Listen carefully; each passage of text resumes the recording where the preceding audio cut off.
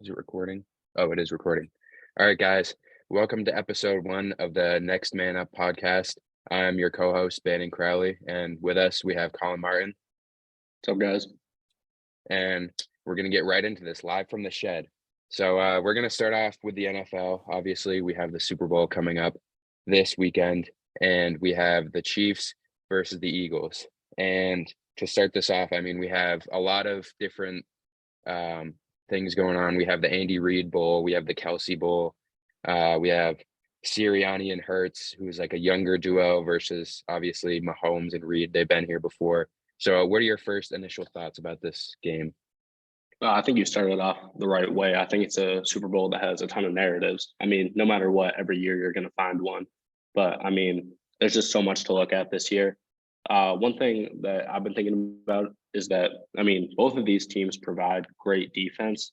But at the end of the day, I mean, it's all about the offense. That's what we care about. I mean, Jalen Hurts has had a spectacular season. I'm sure we'll mention him plenty of times, if not this episode, in the future. He had a lot of doubters, and he came out this year as debatably the best quarterback this season, at least top three. But then, with that being said, on the other side, I mean, you kind of have to trust Mahomes at this point. You know, he's came up short in terms of victory in these last couple big games, last couple Super Bowls, I should say. But that hasn't been a knock on his performance. He showed up every single game. I think that's a big thing to look out for.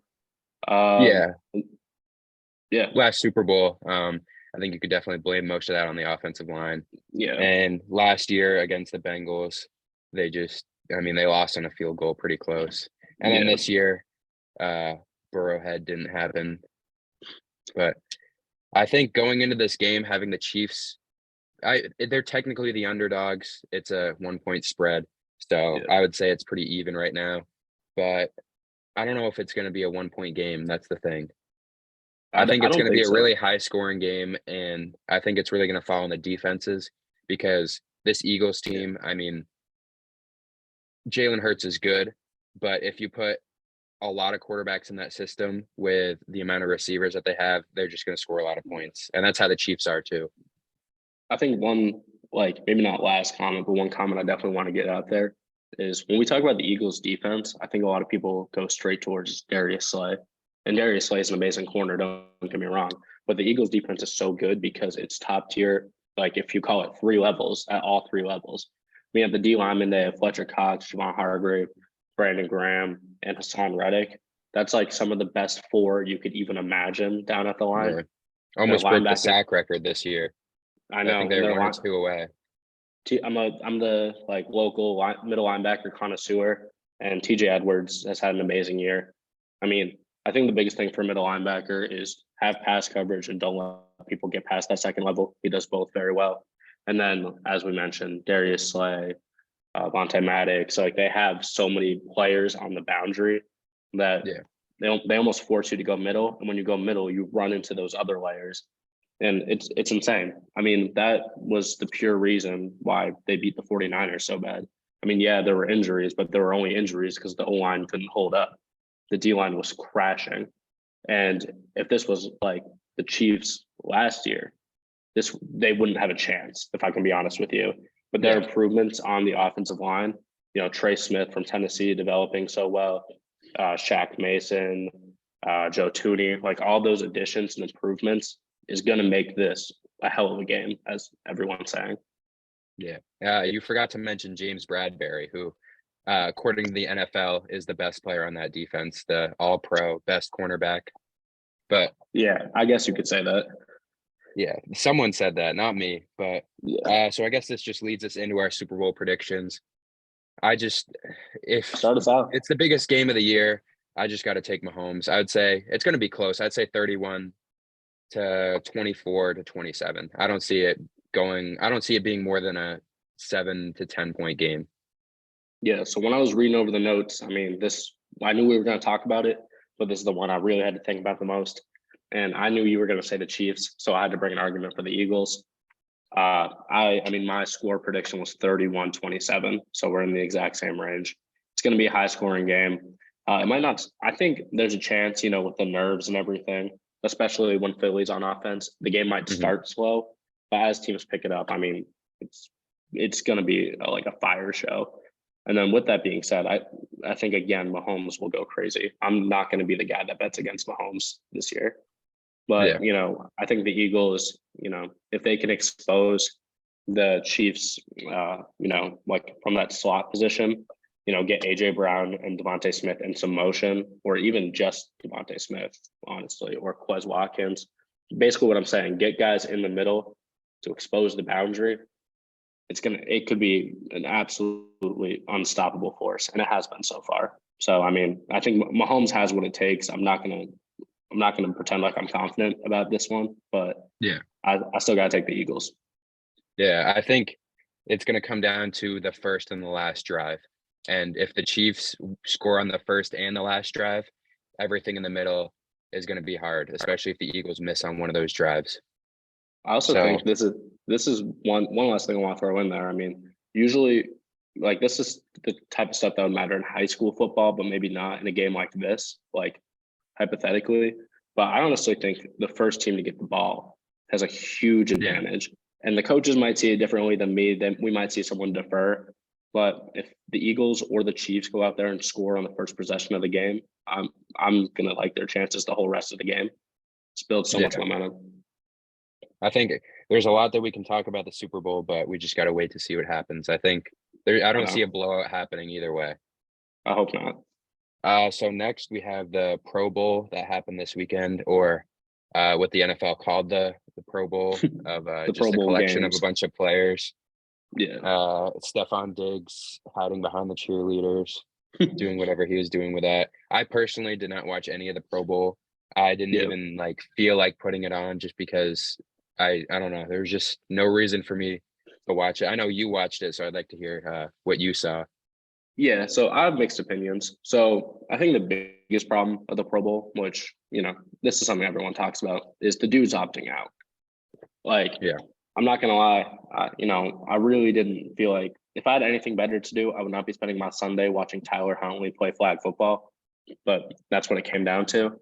But with that being said, it got so much positive reception from the players themselves. Like the viewers might not have liked it. The numbers, I'm guarantee you, were down, but the players liked it so much. Now I'm hoping that builds like some sort of chain reaction where we actually get the best players that didn't make the Super Bowl there. And in that case, I would love to see next year Patrick Mahomes play flag football. Even Lamar Jackson play flag football. There's some fun stuff that can be happening here. And I will say it was competitive within the players. So, my little note that I have here is that if the players like it, I'm down. We got to fix some of the logistics. I think having 3 different flag football games was super corny. Like, I would like one big full-timed one where we can make subs accordingly. But, as also a big offensive line guy, it kind of makes all the offensive linemen that go feel useless. But I mean, if they're still having a good time, Penei Sewell was talking about how much he liked it. If they're still having a good time, I mean, I might not watch it every year, which I'm sure is not what the NFL wants to hear from its fans, but I can't be mad at it. Yeah, honestly. I mean, the dodgeball is fun, but I think my biggest problem is that they're not televising the stuff that's actually fun.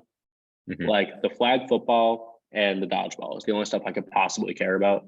And I turn on the TV and it's the long snapper competition, and I'm just like, I'm out. I can't watch that. All right. So another thing happening this week before the Super Bowl, we have the awards ceremony. So I'm just going to go through the finalists for each, and we can go through that. I don't want to talk about the assistant coaches. I could really care less. Coach of the year, we have Sirianni, Shanahan, Doug Peterson, McDermott, and Brian Daboll. I think all 5 of these guys are good options. It just depends on how you want to look at it. Obviously, Shanahan and Sirianni both have really good teams, and they, I would say, probably exceeded their expectations a little bit. Everyone expected the Eagles to be good and make the Super Bowl, but I don't think anyone expected them to be like this good. And then you have Doug Peterson and Brian Daboll, who are on the opposite side, who had no expectations and then come out and both make the playoffs. One of them obviously winning a playoff game, but Peterson, well, I guess both did actually. And then And then Sean McDermott, I don't know how I feel. I don't think he's in the conversation for me, but Not for I me think either. personally, I know there's a little bias behind this, but I think Dable deserves this going in and winning in the first round against the Vikings and taking a team. It would be different if they had a fully healthy team and they did this because they would have lived up to the expectations and exceeded them a little bit. But to have a guy like Daniel Jones, who everyone counted out, and a lot of people were saying, oh, this is his last year ever playing football. He's going to go to Canada after this for the XFL. And then for him to be throwing to guys like Richie James in the playoffs, which I never thought I would have seen, and then somehow pulling the game out. He just developed and he's become a great guy. And I think he is the leader for this team for a while. So personally, I would give it to him. But also, I mean, Doug Peterson had a fantastic year, and so did Sirianni. Yeah. When I was looking through these, I had to try to keep a little bit of my head on my shoulders because I have good feelings who you're going to pick. So in my heart and logistically, I would also go with Dable. But Mhm. on my list, I did put down Shanahan just because of the whole quarterback mess. I mean, he's a head coach that had to coach three different quarterbacks that I would argue play very, very different from each other. And Mhm. it was pretty seamless. I mean, I'd give credit to the quarterbacks coach too. I have no idea who he is, but that's a lot of work you got to go through. And I'll come out here and say it on episode number 1. I'm not a Brock Purdy believer at all, and he led them to a deep playoff run. And I know Yeah, Shanahan has great pieces around him, which could discredit this a little, but I think you got to look towards coaching and say like, yeah, that's an award-winning season from him. all right. Next we have comeback player of the year between Saquon, Christian McCaffrey, and Geno Smith. And personally for me, I mean, I have to go with Saquon. Geno Smith obviously had a good year, but the only thing he came back from being was just not good. And Saquon came back after obviously a torn ACL and then a I think ankle sprain, whatever it was. He's been out the past 2 years. So first full healthy year coming back. But McCaffrey also kind of in that Yeah. same boat. He had a great year too. Uh, yeah, again, same sort of deal. I'm trying to shift away from the Giants bias a little bit. I mean, I'm not a Giants fan, but I'm just not trying to say all the same stuff as you. But Saquon Barkley would be a great pick. I did go with Geno because, yes, he did come back from just not being great. But at the same time, like this offseason was so crazy. And everyone gave the Seahawks, so much shit when they decided to roll with Geno Smith over Drew Lock. And then Mhm. Geno Smith comes out and leads that team with really not a lot of guys on it to the playoffs. I find that impressive. If you asked me last year if he'd even be a starter, I would say definitely not. And now he earned himself like a $100 million deal wherever he Yeah. gets it. I think Gino obviously had a good year, but the thing for me that kind of set it apart was Gino had a pretty big dip in the middle of the season. He had a really good start to the season Yeah. and a good end of the season, but I just felt like Saquon just got better as the weeks went on. Yeah. And then we have the defensive and offensive rookie of the year. We'll start with the defensive. We have Willen, Hutchinson, and Sauce Gardner, and I would give this to Sauce in this scenario. I think Hutchinson had a good year. Willen had an amazing year compared to what I saw kind of the projections before the year. He wasn't a fan favorite in the media to have a Yeah. kind of a breakout year, especially at cornerback. A lot of those guys take a few years to actually get good. There's a lot of examples of that, but to have two cornerbacks on this list is kind of surprising. But I would give it to Sauce. Yeah. Uh, I'll let you talk on that one because for the exact same reasons. I mean, I like Hutch, I like Woolen, but Sauce played. He had like top 5 coverage in the league as a rookie, which we're Mhm. starting to see more often, but it's usually unheard of. So definitely Sauce for me. And then we have the offensive rookie of the year. We have Brock Purdy, Kenny Walker, and Garrett Wilson. And I think this is a two-man race for me right now. I have a tough decision here, and the man out is Brock Purdy. I don't care about him.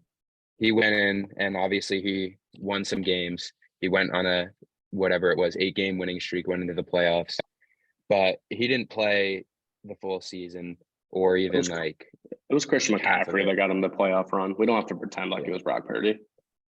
So between these two guys, I mean, they both had a great year, and I wouldn't be mad either way, but I think I would probably lean toward Wilson just because Kenneth Walker kind of dealt with some injuries throughout the year and didn't get to play at the start of the season too. And I think Wilson had a pretty good year, also with another quarterback scenario that wasn't very great for him, but still put up good stats. Yeah, it was a two-man race for me as well. I just go, excuse me, I decided to go with Kenneth Walker. I think just, pure rushing wise, when he was playing, he was he was almost impossible to stop. And I think, I'm not going to discredit Garrett Wilson because he's going to be a great receiver for years to come. But because of his quarterback play, we only got to see him shine in certain games. And that's not his fault. He was getting open, he just wasn't getting hit.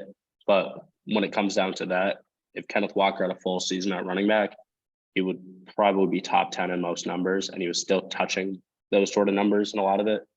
And, maybe I'm biased. I just think he's a really good player. So I would roll with him. I think either way, I wouldn't be mad if it's one of those two. Neither would I. Offensive player of the year, we got Mahomes, Hurts, Tyreek Hill, and Justin Jefferson. And I think, in my opinion, it's only really down to Tyreek Hill and Justin Jefferson. I'll leave the quarterbacks for the MVP. And both of them had really good years. Tyreek Hill going into a new system, also with some more quarterback issues as Tua was on the field, off the field, on the field. And then still had an amazing year, though. Yeah, the script wasn't great to him this year. No. But Justin Jefferson, I think overall, I'm not a huge Justin Jefferson fan, but I think overall he had a better year than Tyreek Hill. I think Hill was, he was on pace to break the record, and then things kind of slowed down for him. Not because of him, but just the whole, they had their third and fourth string quarterback out there, so it wasn't his fault, but I think give it to Jefferson. I feel exactly the same way. When I was looking at the list, I go, oh, Hill must have had the best year. But, when you like break down the stats and, look back at the whole year, again, it's not Hill's fault, but, Justin Jefferson finished out the season a lot stronger than Hill, and they were kind of on pace with each other for most of the year outside of that. So I'm also not the biggest Justin Jefferson fan. I think he's okay, but he absolutely deserves the award this year for Offensive Player of the Year. And then next we have Defensive Player of the Year. So we have Nick Bosa, Chris Jones, and Micah Parsons. And honestly, at the beginning of the year, if you told me that Chris Jones would be on this list, I'd be kind of surprised. He's a great player, but I feel like he reminds me a lot of Jimmy Butler, where he has a good regular season, but in the playoffs just absolutely goes crazy. He has I'm pretty sure he has a sack in almost like every Chiefs playoff game in the past 4 or 5 years. And they've gone to the Super Bowl a few times and AFC Championship every year. But overall, Micah Parsons is just, he has really good counting stats, but he's just a guy where he's everywhere on the field and is just amazing. And I would give it to him, honestly. Yeah, I respect that a lot. And I'll say it again, as the linebacker guy, Micah Parsons it just blows my mind because he's a linebacker, but he's really an edge. But he can play safety and he can be in the box, out the box. He's insane. Chris Jones, I love to see some defensive tackle love, but just counting stats wise, I couldn't give it to him. And as much as I don't really like to say this, I have to give it to Nick Bosa. I think he was overrated for a little bit at the start of his career. I think people were really excited that he was Joey Bosa's brother, but Nick Bosa has absolutely surpassed that at this point. He led a 49ers defense that was one of the scariest defenses all year. And, he just ripped stud left tackles apart over and over again. So I have to roll with him. All right. Now we have the MVP, Josh Allen, Joe Burrow, Jalen Hurts, Justin Jefferson, and Patrick Mahomes. And for me, I got to go with Patrick Mahomes. I said this a year ago in our initial predictions. My MVP going into this year was Mahomes after last year. And he lived up to all the expectations this year and kind of honestly surpassed them. After losing Tyreek Hill, everyone said they were going to fall off, not all the way, but just at least a little bit. And he had one of his best statistical seasons in a while. So he did a lot with guys like Juju Smith-Schuster as his number one receiver. He still has Travis Kelce, but from a receiver standpoint, if you double Travis Kelce, they're going to have to throw to Juju, who is not one of my favorite players, but I would give it to Mahomes this year. Yeah, when you mentioned your last year MVP, I quickly pulled up my list of all my awards from last year, and I had Lamar Jackson as the MVP, which we're a little far out of Yeah. that now. But Injury, you can't get mad at that if it's an I still injury. think unrelated. I still think Lamar Jackson's top 5, but we can have that conversation another day. I think for a lot of the year, it seemed like it was between Mahomes and Allen, and then Hurts was kind of hanging around in the background all year. Allen falls off. I mean, let's not get crazy. He's still a good quarterback, but towards the end of the year, really didn't show much. So then it goes to Mahomes and Hurts. And I think just for the sake of the argument, it could really be either of them. I'm going to go with Jalen Hurts personally. I think I think Mahomes had less with him, but at the same time, I don't really want to discredit Jalen Hurts just because they built a good offense in Philly. I mean, AJ Brown had one of the best years of his career with a new quarterback. As much as we like to see that, we don't see it much. And I think, he played, I don't know, like in his system and with the statistics he puts out, he just passes the eye test for me. I know Mahomes, in certain statistical measures is above Hurts. And that's why I think he's, still one of the best options. He would be my second choice. But for Jalen Hurts being this young and being so doubted to lead, an Eagles team to the Super Bowl where people may not have seen them at the start of the year, or at least I didn't, I think he was the most valuable player. I could see that. He was the favorite at one point, and then the injury kind of took him off because obviously he didn't play and Mahomes was putting up numbers. That's the only reason why I had him, because at one point during the season, I wouldn't have been mad if they gave it to Hurts, but injuries kind of derail your stats a little bit. You can't really do much about it. So next we're going to go into the NBA, and just to start, one thing I want to circle back on. Are we going to talk about the prop bets at all? For the Super Bowl, if there's any that interest you, all right. Well, then I have like 3 that I threw out here, and I ranked them. And I'll just go through the 3 pretty quickly. I have a very likely, could happen, and it would be crazy. So my first one that I think is likely is the line right now on Mahomes passing yards is 294.5. I'm gonna take the over. In Super Bowl history that he's in, he's been right around that mark, but they're going to throw the ball. It's the Super Bowl. I mean, let's not get crazy. I know teams usually want to establish the run to get the pass going, and the Chiefs will do that. But in the Super Bowl, you have Patrick Mahomes. You are going to throw the ball a lot, and Mahomes is going to perform. So I think the over is a bet that I would feel confident taking on that. I think Mahomes will touch 300 yards. Now, one that could happen that's really interesting, the Miles Sanders 2 or more touchdowns is at +650. The Eagles have a way of getting into the red zone a lot, and they're very efficient in the end zone. I think the line is scary here because, I know two touchdowns in the Super Bowl is a big deal. I think people are scared of Gainwell or Boston Scott sneaking in. Yeah. But in the Super Bowl, I'm going to trust my lead back personally, and I think the Eagles will move the same way. Miles Sanders is super efficient around the goal line. So I personally would trust him the most. If we're ripping off a 20-yard touchdown run, that might be a guy like Gainwell or Scott. But if the Eagles can get into the red zone, I'm pretty confident that's going to hit. And then one crazy one that I saw, one of the prop bets, these are all DraftKings odds, by the way. Any quarterback to have a reception is set at +1,200. I think it makes too much sense. There is a line for quarterback touchdown reception. I would not touch that. But total reception, we've seen it more and more in the Super Bowl, no matter who's in there. And obviously with Philly in it, you think the Philly special. But I don't even necessarily think it's going to be Philly that does it. That would make the most sense.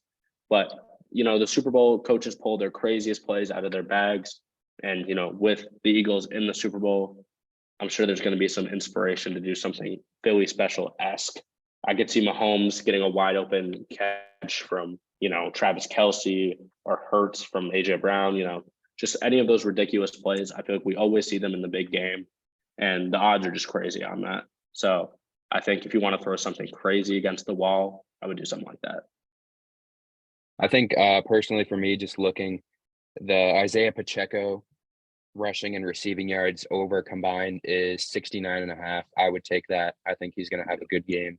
He's been playing very well recently, and they've kind of been holding him off this whole season. Like, he's had some good runs, good receptions, and then they kind of just take him out for a little bit. I think they're just going to leave him, and you got to go with your lead guy, and he has just been amazing this year. So going over to the NBA, a few days ago, we had the Kyrie Irving trade to the Mavericks, which seeing him in a Mavericks jersey is kind of I don't know, it just doesn't fit right with me. I feel like, especially a guy like him, I thought he was going to go to the Lakers. Almost did. We got the report that came out that the Clippers essentially blocked them from that happening.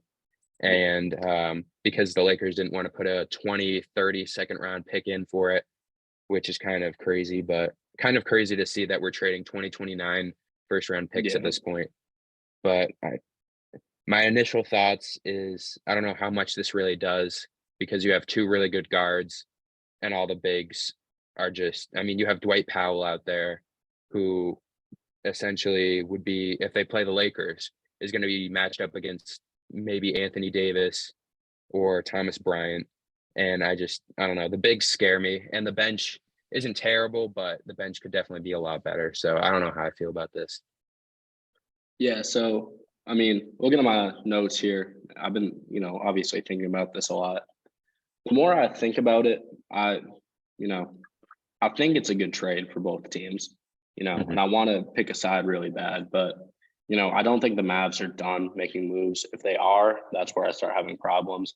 But the Mavs, and I think this is exactly the point you were getting at, they need to get a pure defensive big, and a guy that came to mind off originally, but is definitely not going to happen, like a dude like Nick Claxton.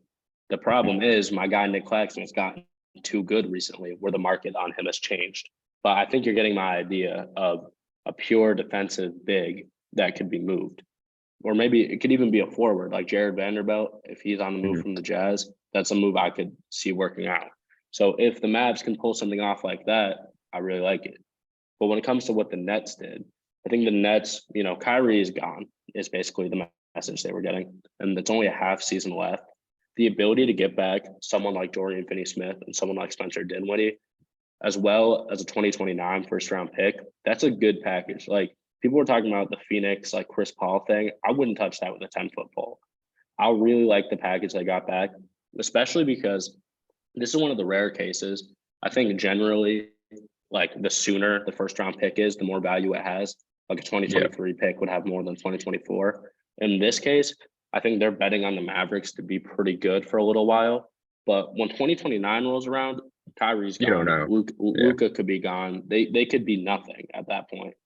And you're looking at a pick, you're going to have to wait for it. But that's a pick that's going to increase value as, time goes on. So I think the Nets pulled out a good trade here. I mean, when it comes to the Mavericks, yes, you got to trade for more. But looking at the current moment, Luka and Kyrie will play good together.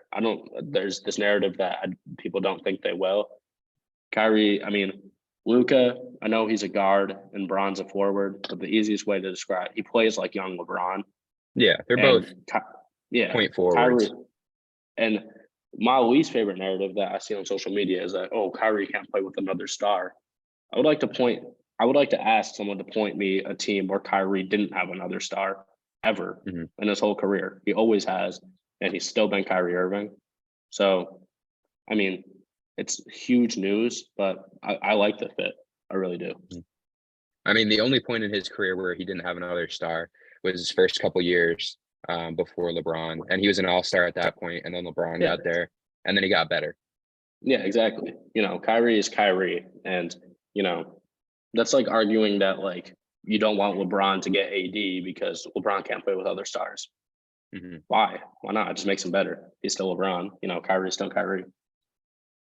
Yeah, especially now with the Nets having a guy like Cam Thomas, who has had 2 great games in a row, but obviously we have to see what happens. We could see if this is, like, obviously another star in the making, or if it's just TJ Warren. You never know. Yeah, but he's been playing. One thing I want to throw in on that. Cam Thomas led the NCAA in scoring as a freshman at LSU. So, I mean, he knows how to score the ball. It's just and as you were about to say, so I cut you off a little bit. Like, we're gonna have to see how that fits into the future. Like, Cam Thomas is a guy that can score, but that doesn't necessarily mean he's a guy for the future. I think he could be, but just because he can score the ball doesn't mean he's the guy going forward. So probably the biggest topic in the NBA right now after the Kyrie trade is LeBron about to pass Kareem's record unless something happens. So as of this recording, we're recording this Tuesday, and this is supposed to come out Thursday. So this could either be broken tonight, he's 36 points away, or obviously Thursday. I don't see it. It's happening within the next 3 days. It's happening this week, yeah. Yeah, I mean, it just depends on what LeBron wants to do tonight, because he can tell his teammates, hey, I'm going to go out there and break it. And they're going to be like, okay. And they're not going to bat an eye, especially against the Thunder. He's playing against half of their starting lineup is named Jalen Williams. So yeah, we'll see what happens out tonight. There's no one to guard him. Yeah. So I guess this kind of begs the question. Now we have LeBron breaking the scoring record. I know you're more of an MJ person than LeBron, so I kind of just want to, where does this fit into the debate? Do you have this high up? Do you have this low? I mean, you know me coming from Team MJ, but this is absolutely huge for LeBron's GOAT conversation case. Like, I think all-time scoring is, and I'm going to step into my hating argument that I want to say and then explain why that would be stupid. I think the haters' argument is, oh, it's just a longevity award. Like, anyone that's any good that played this long would do it. And I think, if you really think that way, sure, but that's not a bad thing. I think having the most longevity in your sport is part of what makes you a GOAT. I mean, you look at a dude like Tom Brady, you look at a dude like Wayne Gretzky. These are guys that performed into their old age and performed at a high level. And sure, Tom Brady wasn't as good this year as he was in 2016. And sure, LeBron wasn't as good this year as he was in 2016. You don't have to play at your prime your whole career, but he clearly has the longevity to, continue to score at an elite level. I mean, he's one of the best players in the NBA, and he's one of the oldest in the NBA. So I really think, sure, like all-time points isn't necessarily the most important thing in a greatest of all time case, but it's just another record in his book, and it might be the most impressive one. I mean, for me, I don't want to go, I don't want to like make requirements for LeBron because, this is something I'm going to reevaluate when he's done. But if he can make another championship or, win another championship, get a team on a deep playoff run, I'm running out of arguments for MJ as we go. Mm-hmm. So, although I've been a LeBron hater in the past, I'm if you don't give me any arguments, I'm not going to argue it. As a LeBron fan, I would say that this is a good record, but the one that's been overlooked the most is the assist record, which he's now fourth. He just passed guys like Magic Johnson and Steve Nash. And I think, from his standpoint, being fourth, there's no one in the top 5 scoring that is in, I'm pretty sure, the top 30 of assist or 25. So a guy to be, he has 10,000 points, rebounds, and now he's going to have over 30,000. He already has 30,000, whatever, 36,000 points, which is just amazing for, especially to pass a guy like Magic, who's considered to be by, I would say, a good amount of people, the best passer of all time. Obviously, Stockton's up there numbers wise. Magic didn't play as long, but guys who played very similar to Magic, obviously, technically a point guard, but same Luka, LeBron kind of. He was the one of the first guys really to be able to do that. He was like the OG big point guard. Yeah. So LeBron breaking this record, I think if you look at the greatest basketball player of all time, LeBron is, I would take him. I think he's a great scorer, and he's a pass first player too, in my book. I would say a lot of people would agree with that. There's some people who think I would. Yeah. So fourth in assists, number one in scoring.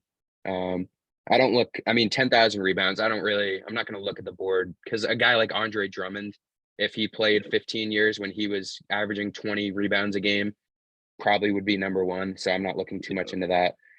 Pretty much all the playoff records.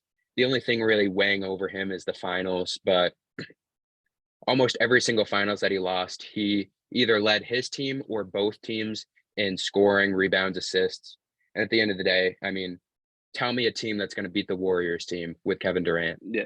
And I don't think either of us are going to spread a narrative that LeBron has played bad in the finals. I think that's something that people say on the internet without looking. I think he's had in total maybe one or two bad against finals one against the games. Mavericks. Yeah, when it was too hot in the arena or whatever he said, like, he played horrible. But I think he might have had two bad NBA Finals games ever, and both of them were in that series. So I don't know. Yeah. I'm not going to judge his playoff performance at all. Yeah, I mean, for me personally, I feel like I've had LeBron over MJ since he won the last title, I would say. I feel like the bubble spectrum, there's people that say, I've heard people that say that that's the hardest championship ever won because of the circumstances and the easiest. So I feel like people are either on one side. There's no in between. Yeah, there's no in between with that. But I think, I mean, it's still a championship at the end of the day. You're not going to get mad. You're not going to go into the NFL and be like, oh, the 2021 Super Bowl, that doesn't count because of that. Well, I mean, you look back on it, and I heard someone talk about this the other day with, it might not have been LeBron, but I mean, you look back in 2035 and you're looking at LeBron's like greatness and his legacy, and you see 2020 championship. It's a championship, it's in the book. The circumstances were different, but I'm going to argue on LeBron's side, which is weird for me, but it was different for everyone. I don't see an asterisk next to that. I don't think, and there won't be an asterisk next to it. It's not boycotted; it counts. So, I mean, obviously, we'll see this happen, but at the end of the year, we'll have to go back, kind of see what happens with the playoffs. LeBron has a few more years, so we're kind of running out of time a little bit. But I'm just going to go through this quick thing. I'll ask you some NBA teams, and we can go over some contenders or pretenders. So we'll start off in the West. Nuggets, I think they're definitely contenders at this point, getting their players back and healthy. I know you agree with that one, so I guess we can skip over that one. An interesting one is the Grizzlies, the number 2 seed. I think they're still up there, but I don't think they could win a finals at this point.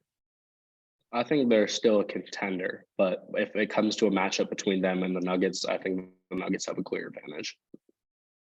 The Kings, who have been hot recently, number 3, I think they're a pretender. I think they're having a really good regular season, but when you play against teams like Denver or we'll go into them next, the Clippers, I don't see them winning. Yeah, I mean, the Kings have a great team together, but a Fox Sabonis combo doesn't win you a championship in 2023. So I have to say pretender. And then 2 more in the West, we have the Clippers. I think they're a contender this year, kind of getting healthy. Finally, we're going to have Kawhi and Paul George in the playoffs, and hopefully with a better team around them, and we can see what happens. I think they're a contender, though. Yeah, I have mixed feelings. Well, I want to see how the trade deadline goes, but right now I lean towards contender with a healthy PG. And then the Mavericks, we talked about this a little earlier. I still think they're one piece away. I mean, I feel similar. Again, trade deadline's a big deal. If they get another really good defender, I'll make up my mind. But I guess for now, I have to say pretender. So then we have in the East, the number 1 team, the Celtics. I don't think there's really an argument against them at this point. The Bucks, kind of same thing with them. I think between them and the Celtics, either one of them can make the finals. But then we have a few teams after that, a team like the Sixers. Embiid, as a Sixers fan, I think this year is definitely the best shot they've had. Embiid said that. James Harden, finally a full season, going out there, putting 10, 15, 20 assists out there, and the team has just been built well.